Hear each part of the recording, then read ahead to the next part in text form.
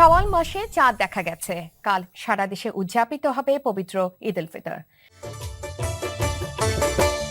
রমজানের ওই রোজার শেষে এলো খুশির ঈদ।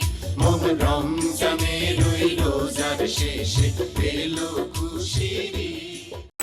ঈদের এই গানটা শোনেনি এরকম মানুষ খুঁজে পাওয়া কিন্তু মুশকিল।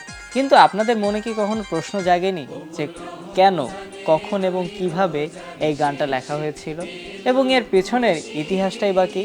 তাহলে আমাদের চলে যেতে হবে সেই 1931 সালে কাজী নজরুল ইসলামের সাথে আব্বাস উদ্দিনের বেশ একটা সম্পর্ক। তখন কলকাতায় তখন কাওয়ালি গানের প্রচলন বেশ ধুমসে চলছে।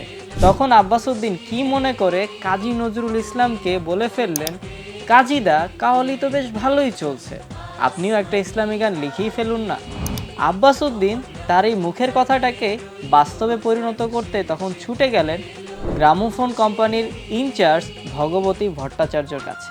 কিন্তু তিনি এই প্রস্তাবটা শুনেই পুরোপুরি নাকচ করে দিলেন। এই ঝাঁকানাকা গানের যুগে কেই বা ইসলামী গান শুনবে? কিন্তু আব্বাস উদ্দিন তো নাছোড়বান্দা, শেষমেশ 6 মাস পরে ভগবতী বাবুকে রাজি করিয়েই ছাড়লেন। তখন সাথে সাথে আব্বাস উদ্দিন ছুটে গেলেন তার কাজীদার কাছে। প্রচলিত আছে নজরুল নাকি এই গান এক বসাতেই লিখেছিল।